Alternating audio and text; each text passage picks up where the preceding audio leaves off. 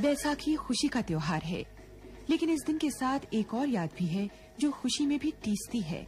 यही दिन, यही त्योहार और यही जलियांवाला बाग। 13 अप्रैल 1919 को जो कुछ यहाँ हुआ वो अंग्रेजों के जुल्म की एक बदतर मिसाल है।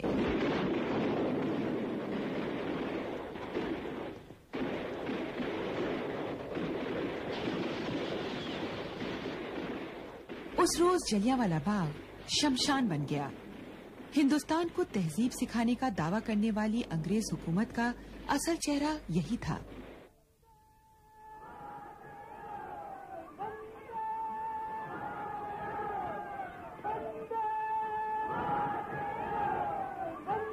आजादी की लड़ाई में पंजाब ने पूरी दिलेरी से हिस्सा लिया था। लाहौर और अमृतसर इसके प्रमुख केंद्र थे, लेकिन आजादी के बाद अमृतसर सिखों के अलावा पूरे भारत के देशभक्तों का तीर्थ बन गया।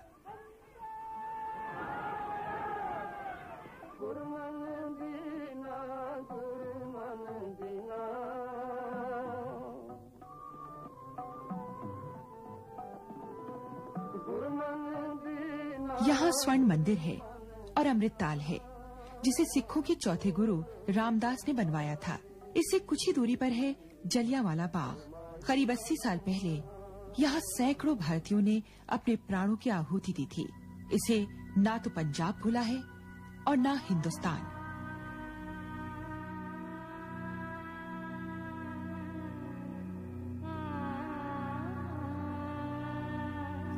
असल में जलियांवाला कांड महज एक घटना नहीं, उस श्रृंखला की महत्वपूर्ण कड़ी थी जो महीने भर पहले से जारी थी।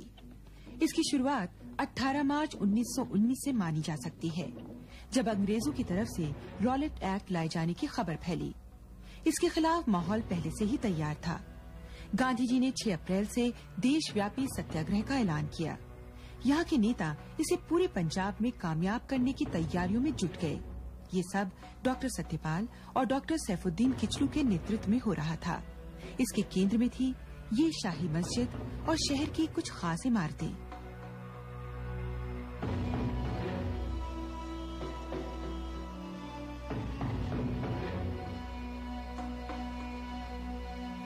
पंजाब का माहौल गर्म हो रहा था। गांधी जी खुद सत्याग्रह के बारे में एक जनसभा के लिए अमृतसर भी आए, लेकिन अंग्रेजों ने गांधी जी को स्टेशन पर ही रोके रखा। कुछ घंटों इसी वेटिंग रूम में रखने के बाद उन्हें बम्बई भेज दिया गया। लोगों को अंग्रेजों का ये सुलूक नागवार गुजरा, लिहाजा इसका जमकर विरोध हुआ।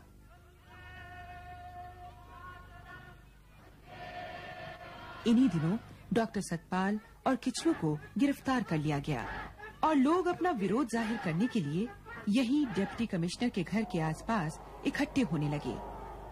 सब अपने नेताओं की खैर खबर मांग रहे थे और उन्हें छोड़ने की मांग भी, लेकिन हुआ कुछ उल्टा ही।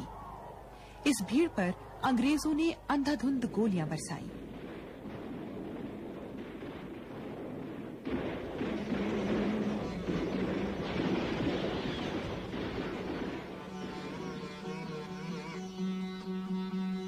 आज खंडहर की शक्ल ले चुकी ये इमारत उस जमाने में सिविल हॉस्पिटल थी।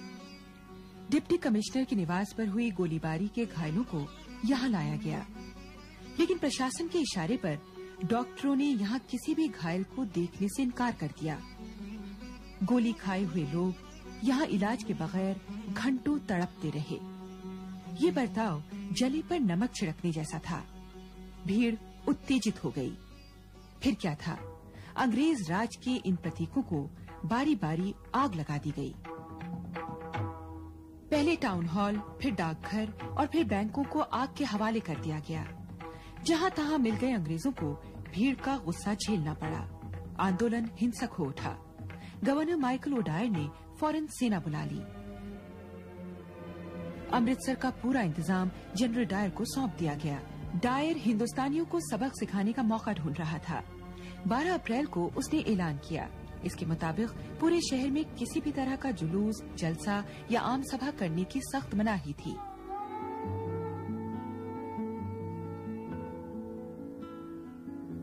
अगले दिन बैसाखी थी। इस मौके पर आसपास के गांवों से तमाम लोग सुबह से ही आने लगे थे। इनमें बच्चे, बूढ़े, औरतें सभी शामिल थे।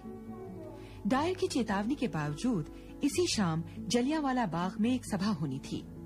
ये स्थानीय नेता हंसराज के बुलावे पर थी। कुछ इतिहासकारों के मुताबिक ये दोहरे चरित्र वाला इंसान था। उस शाम यहाँ जो कुछ हुआ वो इतिहास है। उस समय यहाँ सभा चल रही थी। करीब आधी जगह में लोग बैठे थे। जनरल डायर पूरी फौज के साथ आ गया। कोई चेतावनी नहीं और अचानक भीड़ पर गोली चलाने का आदेश।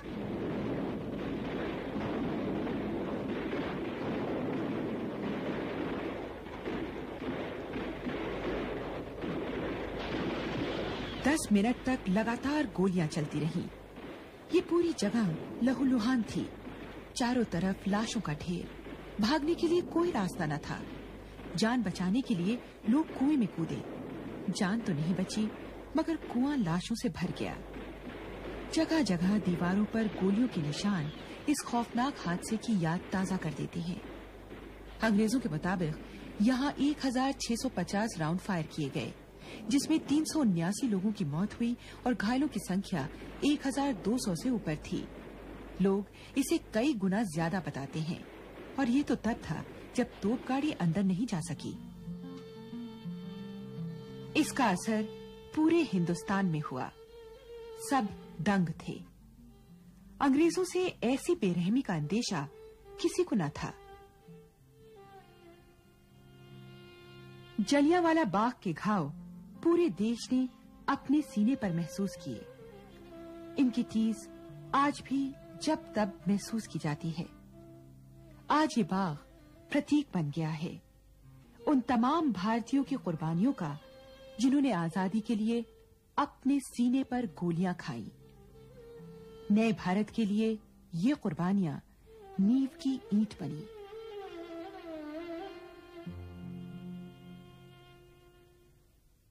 (1799) के अप्रैल महीने में अंग्रेजी फौज ने टीपू सुल्तान की राजधानी श्रीरंगापटना के किले की घेराबंदी शुरू कर दी। यह चौथा मौका था जब मैसूर की फौज अंग्रेजों से लड़ रही थी। तीसरी जंग हुई थी सन 1794 में, जब टीपू जीत गए थे। फिर भी अंग्रेजों ने पेशवा और निजाम की मदद ली और टीपू को घुटने टेकने पर मजबूर कर दिया।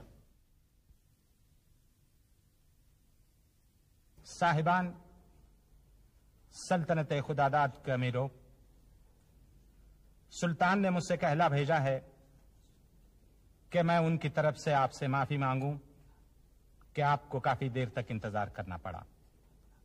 आप तो जानते हैं कि मलिका की तबीयत काफी दिनों से नासाज है। बड़े हकीम साहब उनकी तशखीश कर रहे हैं।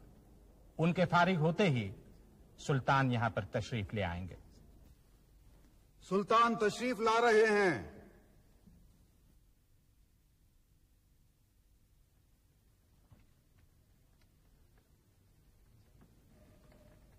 सुल्तान जिंदाबाद, सुल्तान जिंदाबाद, सुल्तान जिंदाबाद, सुल्तान जिंदाबाद।